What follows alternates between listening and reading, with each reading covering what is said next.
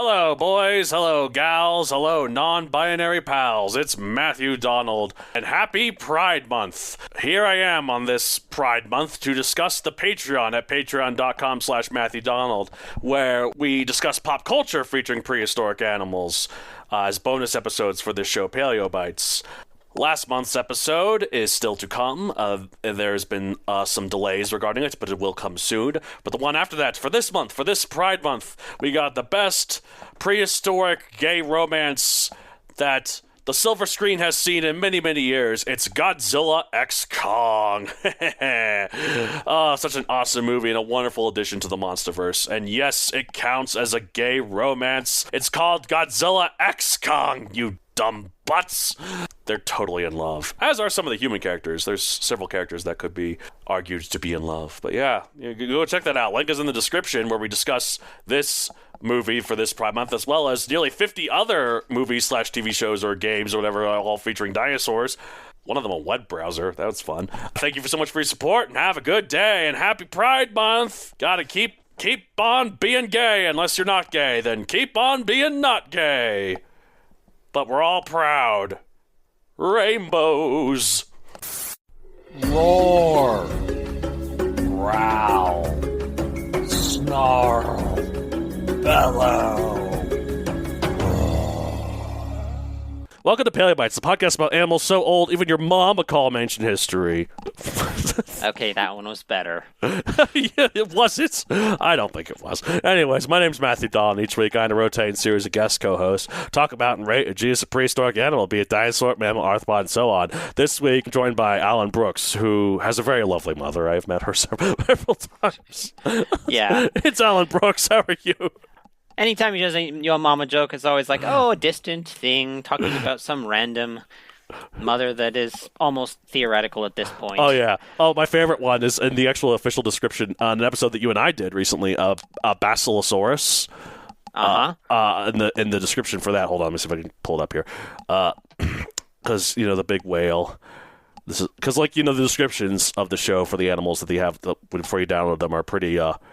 They're pretty silly. And the one I have for Basilosaurus says, host Matthew Donald and guest co-host Alan Brooks discuss Basilosaurus, a ginormous flesh-eating whale with a bulbous body and tiny back legs. Bet you didn't know your mom was featured in this podcast, huh? Okay, that one was very clever. A ginormous flesh-eating whale with a bulbous body and tiny back legs. Okay, that's a good one. Anyway, you want to introduce what we're talking about today? I suppose we can get straight into the thick of it. No dinosaur-related question. Who has time for that? Why I'll answer it. Okay. What's your favorite dinosaur? I don't think I've ever actually asked you that before. That's actually a good question. You could be a basic bitch and say T-Rex or Stegosaurus, which is fine by me. But here you can, or you guys say something a little bit exotic like a hipster, or just I don't know. Darn it. Okay. Personally, I'm a little bit basic, but I'm also very curious about where are we going to end up with Spinosaurus? True. It is okay. I remember I asked Matt at some point what this weird Spinosaurus thing was, where it looked like someone took a Spinosaurus and turned it into a seal. Oh yeah, and Spinosaurus. It's like Spinosaurus. It's like, it's a very, very interesting dinosaur. I mean, initially it came across as just another T-Rex, but with a sail on its T-Rex back, copy with a sail, which was cool. And then it's like, oh, that's funny. It has a long snout like a crocodile-like snout. Oh, it had short back legs. And it has a tail fin. With big claws. And it has a big flat tail used for swimming. It's like, and its primary diet was fish, which is very odd that you would have a very large carnivore going primarily after fish. Well, now the big debate is, was it semi-aquatic or, well, obviously it was always semi-aquatic, it wasn't fully aquatic, but was it how aquatic is it? Was it like a seal or was it like an egret, basically? Was it more like, I don't know. And and if you listen to the Spinosaurus episode we did, that was our 200th episode, so it was a big one. And the joke for that one is that we went back to and we recovered all the versions of Spinosaurus, as if it was those time periods. So we did a 90s one where we're like, righteous dude, this Spinosaurus is the bomb. Then we did 2014 and 2020, and then we did a joke one in 2070 where it's like now we think the sail was split in two and flapped like butterfly wings. Oh gosh. And then finally, in the joke that I did not edit properly, and so he could barely understand it, but I did some audio editing of our voices to make it sound like that it was infinite time is the time where we ascended into seventh dimensional beings as humans that knew all knowledge of the universe and of all the knowledge in existence, and therefore we knew exactly what Spinosaurus actually looked like. But we chose not to reveal it because, it's superfluous at this point. We all know. So, Okay, cool. And it's implied that the thing that made humanity ascend was figuring out exactly what Spinosaurus looked like. It was a fun episode. You should go listen to it. It's 50 minutes long. I should go listen to it. Cool. So, okay. Yeah. It's fun when we do the 30s and we talk about, we talk about stuff back then. But anyways, that's the old stuff. Let's get to new stuff. And speaking of new stuff, we're talking about a species that is quite recently described. As of recording, it's less than a week old with its description, but as of when this episode's come out, it'll be a few months. We're talking about Ichthyotitan. This one is going to have plenty of hype around it. At least nowadays, a lot in the paleontological community, it has quite a bit of hype. It was a... Matt, you want to take us away? Yes, it was a Shastasaurid and ichthyosaur. Shastasaurid ichthyosaur, a group of ichthyosaurs that got the really big ones in the Triassic times that could get whale size like this one. So, and they died out at the end of the Triassic-Jurassic extinction. So, which is a pity because it sounds like, judging from Ichthyotitan, a very late Triassic one. Yes. Some estimates of it have put it at blue whale mass. Yes. It is huge. This is a huge ichthyosaur. Size, so speaking of which, the size, 72 to 85 feet, so that's 22 26 meters long, 100 to 120 tons, with some fragmented specimens informally estimated to reach 100 to 98 to 115 feet, or 30 to 35 meters. Holy crap! This thing is huge. Yeah. It is absolutely huge. And it was yes. We do have to say, this is all our estimations. Based this is another on megalodon situation where we only have... Yeah, we have the left lower jaw bone. fragment, a partial lower left jawbone. This is not the whole thing. No. We don't have a full skeleton. We have some full skeletons, I think, of Shonisaurus, which are ones that are big like that.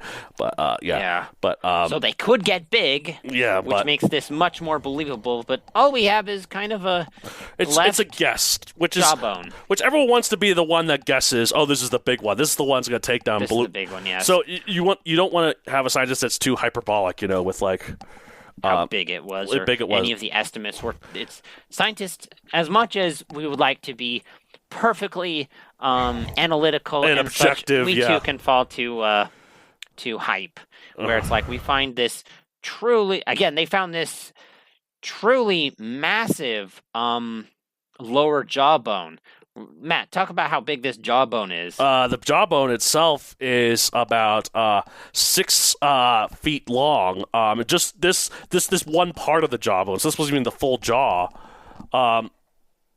So the lower jaw was about 7 feet long. Meaning the whole front of the skull would probably be about 10 feet long, I presume. The bone piece we have is 96 centimeters long, so nearly a meter. So, but based on so that's incredible. And we'll get into how it was discovered and such. But until then, diet carnivore, and we'll talk about what kind of carnivore it was. Time of late Triassic, 205 202 million years ago. Like you said, it's the latest example of the Shastasaurids, which implied they were thriving all the way up to the Triassic-Jurassic extinction.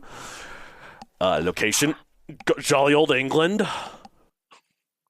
Found in England, though. If it was found in England, it probably had a much wider range. For sure. just England. This is the places where, like, Mary Anning sold she cells by the seashore, like... Yeah. That old place where they found so many marine reptiles has given us a new and potentially record-breaking new one. Yep, exactly. It was described in 2024 this year. Pop culture appearances, give it time, like Thanos, it is inevitable. In fact, I'd wager, since I said this episode will be a couple months after it's... I almost bet money that it is already at this point when this episode comes out in like Ark Survival Evolved or like some sort of online game where you can just like right now as we're recording, I'm sure the programmers are working on that update to put Ichthyotitan in there. Maybe it's going to be in Subnautica. No, that's an alien planet, to be fair. Some version of it might be on Subnautica. I don't know, there's a Megalodon in Sea of Thieves, so who knows? Maybe they'll throw an Ichthyotitan in there. Maybe they will. I don't know. But I'm willing to bet money. Brand new creature. Very brand new. But I'm willing to bet money by the time this episode premieres, it will already be in some sort of video game like that. Yeah. So we'll see. But yeah, so this was the first specimen, later referred to as Ichthyotitan, was found in 2016. This is where I might educate listeners on the difference between the first specimen and the holotype specimen. Sometimes they could be the same thing, but often what the holotype is the specimen that is used in the paper to describe the new genus. And what that paper might do is use other specimens that were originally either undescribed or assigned someone else, and they put it into this. So even though the holotype might not be the first one discovered, so in this case, that's what that is. So the holotype was discovered in May 28th, 2020 by 11-year-old Ruby Reynolds while looking for fossils on the beach at Blue Anchor with her father, fossil collector Justin Reynolds. And based on that timeline, I'm assuming they were bored during quarantine and COVID. They were like, the beach is empty. Everyone's hiding at home during COVID. Let's go look for fossils. And then they found Ichthyotitan. They found a new species of ichthyosaur. How productive was your quarantine? I just binged watched a bunch of shows. I didn't Not nearly so much, no. No, I didn't discover something like this during quarantine. No. So, but yeah, it's a...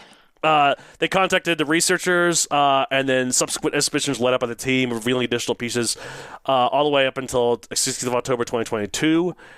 And so, yeah, they have found this jawbone, the holotype, and the referred species, and they're both of these specimens are the same bone. Actually, they're both left jawbone. I'm fairly certain. Hopefully, we find more than that in the future, because Mm-hmm. Why would it only be the left? That's so weird. It's like losing socks. I mean, maybe. Well, hey, here's the thing about socks. Oh wait, never mind. I apologize. The one found during quarantine in 2020 was the right one. Okay. So we have. But the first specimen was the left one, so and then now we have the left right. and a right. Yeah, we found this. We completed the pair of socks, which rarely happens. So, Yay. You know the reason why I only ever find one pair of socks? We'll only ever lose one sock? Because if you lose both socks, you don't notice. That is a very good point. That is a very good point. I had that thought in the shower anyway, so it's one of my shower thoughts. Anyway, talked about how big it is and how this is very much an estimate based on on jawbones. Oh, and here's the thing that throws a whole other wrench into the curb. They think that the one that was the right one, found in 2020, was a subadult. It wasn't even fully grown. As in not fully grown? So I think they have to add in that additional thing when they say it's 85 feet long. This is based on so they're not saying the subadult was 85 feet long. They're saying they have to base it on what would the adult version be. So it adds another wrench into the equation. So. Adds another variable in the calculation where you're supposed to just swag it or scientific wild-ass guessing. Right, absolutely. As for what a creature like this ate, originally they used to think that they were suction feeders. like Shastasaurus. Except now we don't think they did that anymore because their jaws were not designed to be suction feeders. But rather than An example of a suction feeder from nowadays would perhaps be the bass baleen and whales. Yes, bass. Yes. Bass and even the groupers, perhaps. The idea is with suction feeding is you have your mouth closed, you kind of have it nice and small, and then all of a sudden when you're close to the prey, you just open it wide as possible, right? And the water will rush in, and generally this is a gill. Yeah, that's the reason why I probably wouldn't thing. work with an air-breathing ichthyotitan. So, like, yeah. But have you ever seen those videos videos of zoomed in of like a goldfish eating a little pebble, like, or like eating a pea? Yeah, they're probably suction feeders as well. Yes. But no, this less giant predator. This would have been more like an orca. It would have eaten a bunch of other vertebrates. So the reason why I could get way more bigger than orca, despite having a similar lifestyle and being able to, because like you might think, how could an active predator be able to sustain itself if it's that large?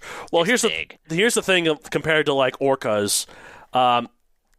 This is a cold-blooded creature, or at the very least mesothermic. So its metabolism was a lot lower than a warm-blooded orca. So it didn't need quite as much food to sustain its massive size. And one of the reasons why it was able to sustain itself at all was because the Triassic was a rich marine food web, because there were newly evolved forms of plankton that meant that the Triassic seas just exploded with diversity. There were so many different. There were nothosaurs, there were phytosaurs, there were what was that one I showed you that was from Ice Age? What is it called? There was all these different marine creatures. There were turtles. Actually, no, there weren't turtles. I don't think those were. Wait, hold on. Triassic aquatic reptiles. I searched this before. Thalassosaurs, early plesiosaurs. Placodons. That's the one I was thinking of. Placodons, yes. There's ones like Tanystropheus, which is the one with the really long neck. Okay.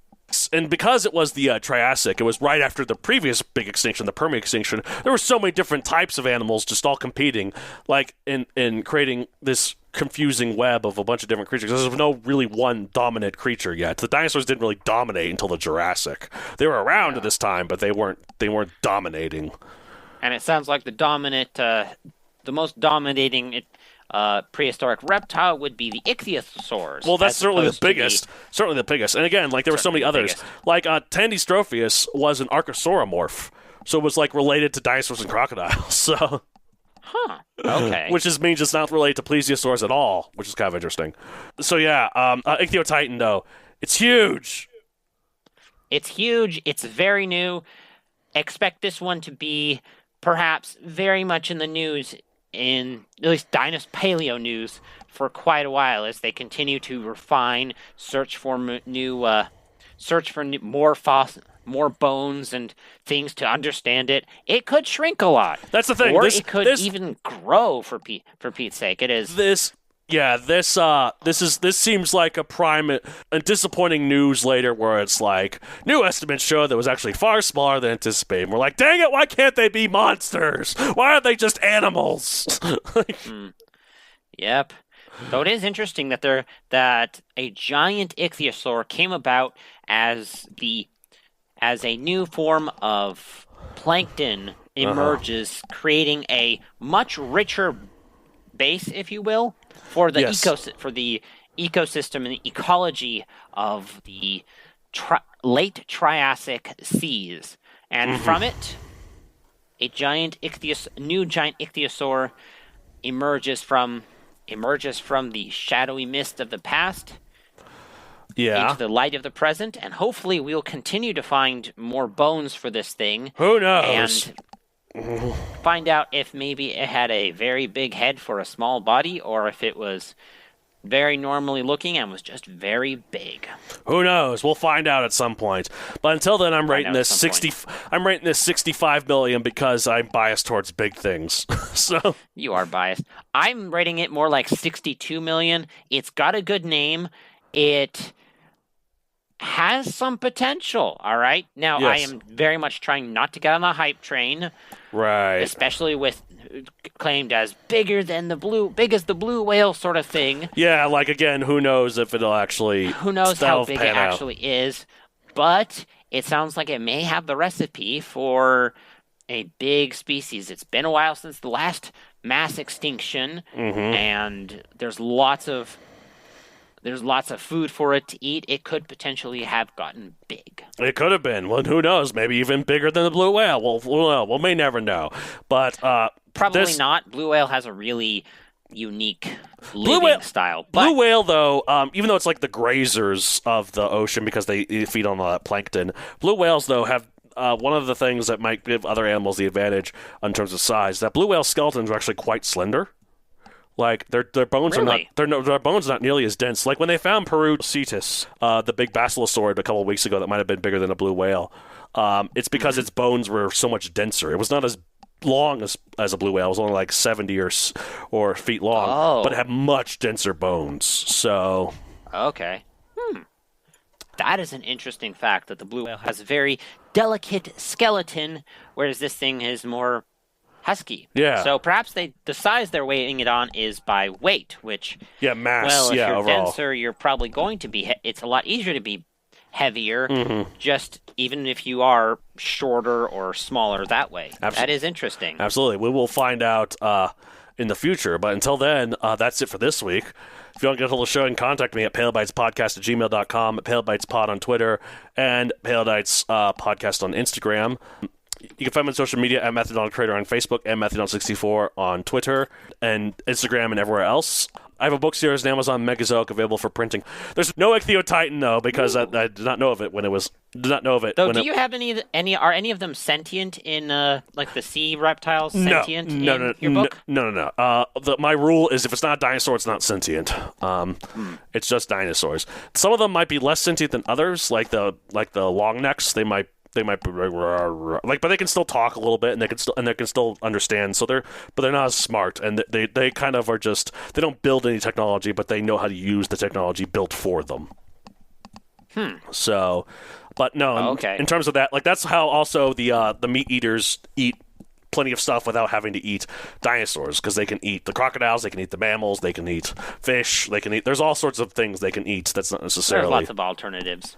Yeah, so the meat eaters and the plant eaters can live in harmony together. But no, there is in the second book mosasaurs with torpedo launchers on their backs, but they're specifically trained animals for the navy of dinosaurs. Similar to what we use for dolphins. Nowadays. Yeah. Just very big and toothy. Yes, indeed.